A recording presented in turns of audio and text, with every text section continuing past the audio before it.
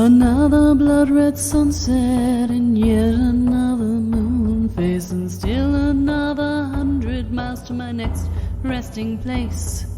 Driving down the road, eyes on the horizon. Within my car, I'm all alone, but feeling good and feeling strong, knowing that this path I'm on brings me to myself. I'm driving. Hey now all, I'm Joey C. Welcome back to another episode of Spirit Sherpa. This is the show that helps and encourages you on your journey to unlock your magic mojo. With me, as always, is the Spirit Doctor, Kelle Sparta. Hey, Kelly. Hey, Joey. How you doing? I'm doing good. I'm a little wet because it's been raining outside, and I just got back in from grocery shopping, but otherwise good. Okay, so it's not raining inside. So when you say you're wet, it's residual rain. Yes, residual wetness, yes. And you know, just for the listeners to knock down the wall a little bit, because that's what we like to do. They might hear a little bit of that rain coming through in this podcast recording. Yeah, I just decided to start pouring, so... So we've got a fun episode today. It's sort of the making of a legend.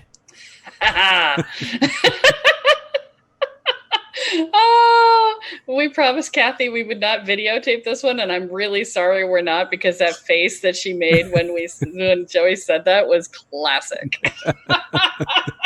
She's like, really? So we're welcoming Kathy back to Spirit Sherpa. Hey, Kathy. Hi, how you doing, Joey? Good to see you. Good to see you too. So we're going to tell the story about your journey that brought you to where you are today. So where do we begin? Probably the thing that sticks in my memory the most is the first time I ever encountered anything magical. I had moved to a new city, and I had made some new friends and been introduced to the gentleman who turned out to be ultimately my shaman and who did my initial training. But I didn't know that at the time.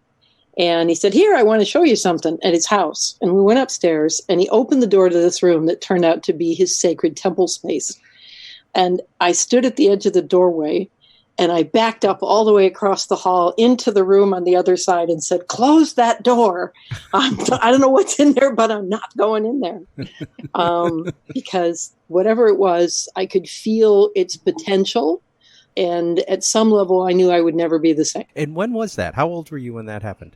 I was 33. Okay. Oh, what an interesting number. Jesus age. Yep. I was 33. And I got to know him pretty well and started to like and respect him. And so we went to the point where the next thing that happened was he invited me to my first Pagan festival. Okay. And it was out in the woods, of course, like many of them are.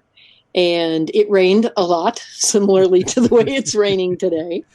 And I'm thinking, okay, I don't really know what's going on around here, but I don't want to be judgmental. You know, I don't like being judgmental, so I will suspend disbelief, right? I'm really not certain I can believe in all this, but I will suspend disbelief and see what happens. And I'm standing at the edge of their sacred, they're doing a sacred rite around a big bonfire in the middle of the night. And I'm standing outside of it because I don't really tweak to a clue of what's going on. But I'm looking at the fire and I'm like, okay, I haven't been drinking. I have no alternative substances in my bloodstream. I had a decent dinner, so this isn't low sugar. And there's a dragon in the fire. And I can see it. And I'm not hallucinating. I know I'm not hallucinating. So maybe there really is something to this. And that sort of opened the doorway, and that process of suspending disbelief really sort of opened the doorway to everything that came after that. Part of what came after that was, it's like, oh, these events are, if there's going to be dragons in the fire, maybe let's go do some more.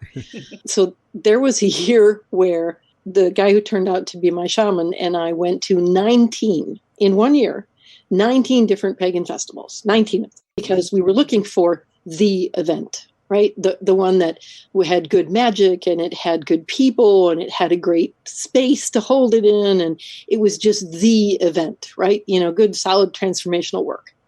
and 19 different events, and they were all wonderful in their own way, but none of them were what we were looking for. And after a year of that, we sat down and said, maybe we need to start making our own. And so that was one of the first paths forward into doing transformational work for me. And in the meantime, while we were running around the 19 different festivals, I started studying with him a particular path of shamanic transformation work that started out with just getting still. You know, the modern life is so busy and so hectic and so noisy, and, you know, it's so much going on. And the first practice was just stillness, you know, just coming back to center. Not really meditation in the same way. Stillness is an active. I mean, it sounds strange, but it's not meditation. It's just being still, being present without being pulled off into 1,000 different things. Lots of times I equate it to sitting in the eye of a hurricane. Okay. You know, that life is the hurricane that spins around you like crazy. And that when you reach out into the walls of the hurricane, you get beat up by stuff sometimes. But when you sit stillness, you sit in the eye, and it's calm and it's sunny and you're present, and you can pay attention to the hurricane or not, but you are just still. And so that was where it started. 19 festivals in a year. That's a significant investment of time. And Yep. It was from there you sort of jumped off and said, okay, nobody's doing what we really want. But at that stage, you had plenty of material to sort of pick and choose the bits and pieces that you liked. What came Yep. from that? Before we go to what came after that, ask Kathy what she did for a living at the time that this was happening. Well, I think you were just asked, Kathy. What were you doing for a Yes, living? I was just asked that. I was the controller of the United States for a Fortune 500 company. Oh. I had 122 employees, and I was also in charge of global policy and procedures and budgeting. Kathy's got a CPA license, and she's Sarbanes-Oxley certified, and, you know, she's badass in multiple places. Yeah. Yeah, that's why I had to go with the suspending of disbelief. I was just going to because say. I came out of a very, very different world. That's a So- super, super, super jump. Yeah. Even to be able to suspend disbelief, to go from that sort of a heavily structured corporate setting to something like that lifestyle in 19 pagan festivals. That's a massive shift. Yeah, there was a very fun thing that happened. I got to know the COO, the chief operating officer, really well. And as I was progressing into this whole process, he was complaining about his teenage son, and, you know, about how he was, you know, somebody would just take him off my hands for a while. And I said, well, I'm headed off to one of my camping events, which was a festival. I said, and of course I didn't talk about this in the corporate world because I would have been completely shot. In that organization at that time, they were not exactly avant-garde of you know, open-minded thinking. And in fact, when the wall came down, one of the chief leaders said, "Isn't it great that the walls come down in Germany, because now Billy Graham can go over and save those people?" So, Oh my. Oh my goodness. it was not exactly a friendly environment for this type of thing. But this guy was reasonably open-minded, and I liked him. So I told him, I said, well, I'll take him off your hands for the weekend. He'll be perfectly safe. But you got to be okay with him maybe dancing naked around a fire all night. There's He nothing looked at creepy. me, and he kind of get this strange look on his face, and he went, never mind. And, you know, he never complained to me about his son again. I'm not sure I can blame him for the never mind in that case, Kathy. If somebody You know, if somebody offered can- to take my kid camping for the weekend and then said, "Oh, but you have to be okay with them dancing naked around a fire," I'd say I'm good. well, I promised him he'd be fine. You know, Oh, I mean, there there was you nothing go. bad going to happen to him. There you go. It was just, you know, every teenager needs a chance to rebel, and what a wonderful way to do so that doesn't hurt anybody, Right. you know? So And, you know, he wouldn't be the only one dancing naked around a fire at a No. pagan festival, you know. No, that's right. no. Okay, So- He's so totally normal in that environment. right. Yep. So after the 19 in a year, what did you sort of take from that, and where did you bring it? One of the things we wanted that some of the events had was really powerful transformational ritual. Okay. And so that was one of the components we wanted. Some of the events had really beautiful locations. Mm-hmm. You know, the ritual was kind of but the locations were stunning. Yeah. Some of them had really excellent people who couldn't do good ritual simply because I think they were well-intentioned. They just didn't really understand the parameters of, well, let's put it this way. They weren't doing transformational ritual. I shouldn't say they weren't doing good ritual. They weren't doing transformational ritual. And we wanted transformational ritual. Right. And we even looked at things like food, because when people are doing profoundly transformational work, you have to feed them well. Right. You can't feed them junk. You have to feed them well so that their bodies are well nourished while they're undergoing these powerful transformational processes. So those were all components of what we started putting together. And we went looking for a site. And then we started the very first ritual we put together. We worked with a couple other people. Turned out at that point in time, we tried 3 days. We tried Friday, Saturday, and Sunday. And that was a little too compressed in terms of time. We kept expanding it. We got out to 6 days, and that was too long. So we ended up at a 5-day event, as coming in on like a Wednesday and leaving on a Saturday, leaving on a Sunday for our timing. And another thing we looked at was we always wanted a community celebrational process. So we used to open with something we called a bardic circle, which was everybody sort of sharing their talents. And I mean, they did everything from sing songs and do skits to show their knitting or the quilt they were working on or whatever. You know, it was a community sharing of creativity, which was wonderful, except that then that meant that the primary rituals, which we always did in 2 parts, happened on Friday night and Saturday night. And on Sunday morning, nobody wanted to go home because they were all still wrapped up in that transformational energy. And so by sheer accident, one of the locations we were at wanted to use part of the campground on a Saturday night. So we said, okay, well, we don't want to be doing ritual when you're doing ritual. So we'll move our bardic circle to Saturday night and do our rituals on Thursday night and Friday night, so that on Saturday we're doing the bardic instead of the other way around. And it was sheer accident, but it turned out to be brilliant, because with the rituals being Thursday night and Friday night, they had Saturday to kind of debrief and take some time off, and then the community sharing and joy and creative expression on Saturday night. And by Sunday morning, everybody's ready to close and go home. And we're going, woof, that was awesome. So part of it we put together from our experience of the 19 gatherings, and part of it was our own experiential process as we went through designing these events, because we did an event every year for 18 years, actually 19. The first one we fried ourselves on, that was a different issue.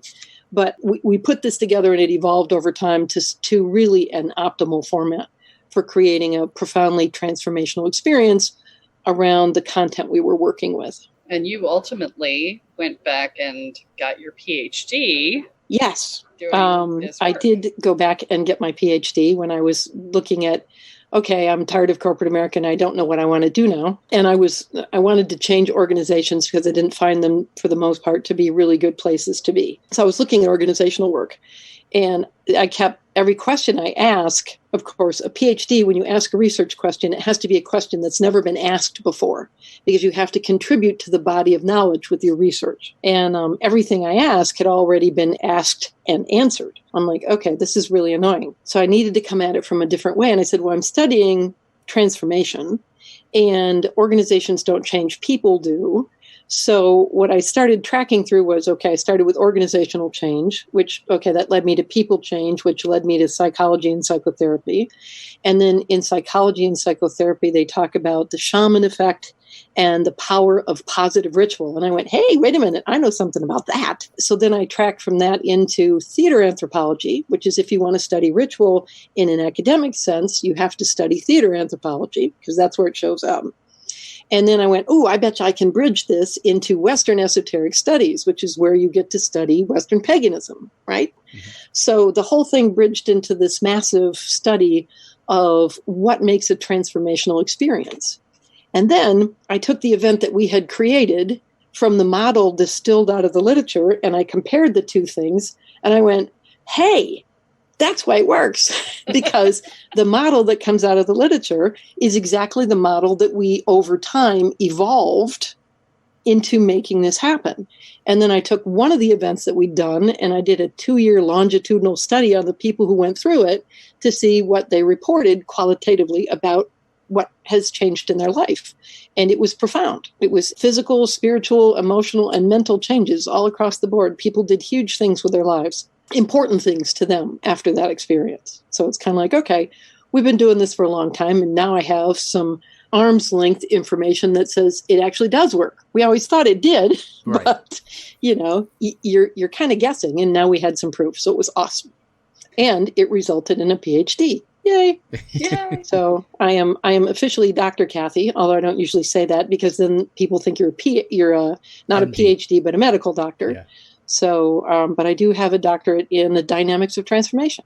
The interesting thing about all these rituals that Kathy and her team that she worked with developed over these 19 years is that there is an amorphic field for each of these rituals that exists still. And we found this out when Kathy and I decided to run a version of one of the rituals that this team had done, and to do it just in a Friday night, Saturday, Sunday structure. And the original one had been that Wednesday to Sunday. So we compressed it again. That event was called Lumen's Gate. And we ran what we referred to colloquially as Lumen's Gate Light, or mini Lumen's Gate, because it wasn't light, mini Lumen's Gate. But what was really funny is when we were designing it, I had not actually attended that Lumen's Gate, and so as we were designing it and trying to put it all together, I said, "Oh yeah, and we need these headbands, and they need to have skulls stamped on them." And Kathy's like, "Oh yeah, you're tapped into the morphic field because that's exactly what we had." And the energetics still exist. And I just tapped right back into them when we were doing the design. So it was really cool. But Kathy, before we get too far afield, because, what I was just talking about was much further along, you also were part of the creation of a magazine that was the premier magical magazine of its day. Tell us about that. Again, it was part of this whole other side of my life because when I was doing all this, doing the events and completing my shaman training and training other people, and the magazine was happening, this was all happening while I was still living and working in corporate America. So it was kind of like the two halves of my brain were being massively stimulated, but not connected. Just for the listeners' benefit, give us a time frame on this so that they know what years we're talking about. I met the shaman that I studied with in 1988. And that was late 88, and we did the year of 19 events in 1989. And that was also the first year we decided to publish the magazine, because the shaman had published magazines before and liked the publishing work and felt that, again, the quality of what was out there at that time was fairly basic. And he wanted to do some things that he felt were more substantive in terms of topics to address in the magical community. So we started late in 89, I think the first issue. We got contracted to publish something for somebody else for Samhain of 1989, and then that didn't work out so well because there was miscommunications between the guy who contracted us and what we were doing. So in 1990, we started doing our own thing, and it was published 4 times a year on the cross quarters, and we did it for 6+ years. I think 1997 was the last issue, or 1998, somewhere in there. So the cross quarters are the time frames that happen in between the equinoxes and the solstices. Each one of those time frames then has a name, and usually some of them have several names depending on whether you're using the old pagan languages or whether you're using some of the names that got sort of not only anglicized but Christianized. So, for example, the first cross quarter can be Candlemas or Imbolc. Imbolc is the older language. Candlemas is the more Christianized one. And that's the cross quarter that happens between the winter solstice, which is the end of December, and the spring equinox. So that one happens the beginning of February. Am I remembering It's that right? usually That sounds about right. Yeah. February 2nd. Yeah. Yeah, February 2nd is Imbolc. And then the next one happens between the spring equinox and the summer solstice, which is around the 1st of May. And that's Beltane. Another name for it is Walpurgisnacht. Didn't know that one, did you? I did not know that one. I don't think I know that one still. Gesundheit. But yes, Walpurgisnacht is another one. Those are the two most commonly referred to names for Beltane. Beltane has come into more common usage now, but back when I was originally working on that, when I was learning it, those two words were relatively interchangeable. And then between the summer solstice and the fall equinox, which would be about the 1st of August. Yeah. Those another two names, Lammas and Lunasa. So again, two names for the same thing. And Lunasa, if you see it written, looks like Lugasna. Yeah, it looks like Lugasna, but it's Lunasa. Yeah. Yeah. And then between the fall equinox and the winter solstice, and that runs right around Halloween, the 1st of November, and that's Samhain. And it looks like Samhain, but it's pronounced Samhain. And I'm not certain I know a second name for Samhain. That one I only ever learned is Samhain. They've now spelled it in both ways, so it's Samhain and Sawain, and they're both pronounced Samhain. So yeah. So all the rest of them had two names, but that one I never learned a second name for. One name, two spellings. Yeah. Yeah. But yeah, those are the cross quarters. So we published the magazine on the cross quarters. We called it Mezlim. The idea being that there's a word in Hebrew called Mezla, and Mezla is the spark of the divine coming down and igniting the spirit of the people. Our premise was that there wasn't a singular spark of the divine, that the divine sparks were multiple, and that they manifested in many different ways with different people. And so we created a word which was based on Mezla, and in Hebrew the neutral pluralization is im. So we took Mezlim and put it together and basically explained it in every issue, which is not a good marketing plan to create a name that nobody understands and that you have to explain in every issue. So there's a reason why the magazine didn't last forever, but it was all about the multiplicity of sparks and the validation of that. And the first few issues, again, like we did with the event, we were trying to find our sea legs, figure out what kind of writers we wanted and what kind of topics we wanted. And after about, 3-4 issues of that, we finally found our stride and we started theming the issues. So we did a student teacher issue. We did children in the magical community. We did death and transformation. We did bridging the gap between the magical and the mundane. We did the use of sacrament in the community. We did sacred dance. We did an issue on the sacred fool. So there was a lot of different issues over time. And I think the last one we did, because we knew it was going to be our last one, was called Into the Underworld, because we knew we were, we had manifested and we were then going back into the underworld. So no more manifestation of the magazine. But for many, many years, it was considered the premier magazine of its time. I was getting orders from, Weiser and other places to send them full collections that they would then sell to people as almost like reference. There was even an issue on pagan gatherings and how etiquette for pagan gatherings and what to expect and things along that line. So we were really trying to be mindful and to be helpful to people who were looking for solid information about how to be in this space and how to be in transformational work and make it work for themselves. So we just took a break from recording because I realized that you guys are probably sitting out there. I'm tapped into your energy as we're talking, and you guys are going, I want a copy of that. I want a copy of that. And I'm like, oh, okay, let me talk to Kathy and see if we can get you guys a copy of that. So Kathy and I had talked in advance of this episode, and Kathy's going to give a bonus for anyone who joins the Patreon site. And that's at patreon.com/Kelle Sparta. You're going to get one issue of Mezlim as a thank you for joining that site. And that issue is bridging the gap between the magical and the mundane. Yes. Yes, and it's a PDF.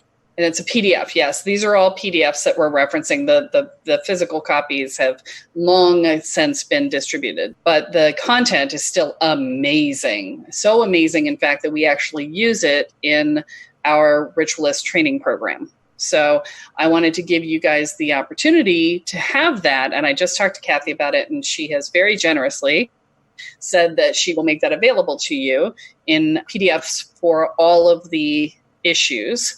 And that's going to be for $49. And so we will include the link for that in the show notes, because we literally do not have it set up, because we literally just had the conversation. And so check your show notes if you want a copy of all of the issues of this via PDF. And there will be a link there for you to be able to buy those. Awesome. And also, if you have any questions or anything about what you've heard here today, as usual, you can email Kelle at kellesparta.com. That's a lot of Kelly-ats I put in there. So that's KELLE at kellesparta.com. You can email her there if you've got any questions or thoughts about episodes that you might want to hear. Kathy, how can people reach out to you if they want to reach out to you and ask you a question, or maybe they have some thoughts after they read through their newly purchased PDFs of the magazine? Probably the best way to get me is by email. Okay. Because I keep pretty close track of my email. And my email is Kathy, which is KATHY dot, and then my last name, which unfortunately is not easy to spell, SCHEIERN at gmail.com. So as a mnemonic, I basically say SCH is the way all good German last names start. And I'm a farmer's daughter, and many people know the old McDonald's had a farm, E-I-E-I-O. And so old McDonald's is so old, he now needs a nurse.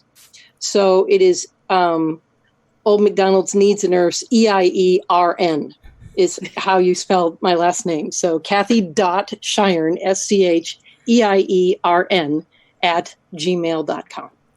That is amazing, and I will never forget how to spell your name now.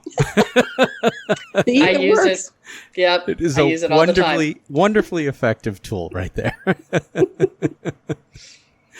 All right. And also, folks, if you are enjoying what's happening here on Spirit Sherpa, we encourage you to subscribe and rate the podcast on any of the podcast listening platforms that you may be catching us out there. And as Kelle mentioned, there's the Patreon site where you can get some additional content, and we've talked about that in previous episodes. Hopefully by now you've gone to check it out to see what's available there for you. There's some really cool stuff if you want to support what Kelle is doing here. We're about to continue recording. Once this episode is officially complete, we will be recording some bonus content with Kathy on the story of how she fried herself on the first event that they did.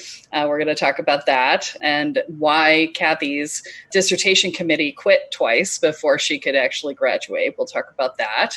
So we'll get some good stories out of Kathy. The good news is I've known her a long time, and I know where the skeletons are buried. So there's going to be some great bonus content on the Patreon site. And I just want to mention one thing, because we are coming up on in early September, we are going to be running Claim Your Gifts. So if you missed it in Boston, we're going to be running it in Falls Church, Virginia.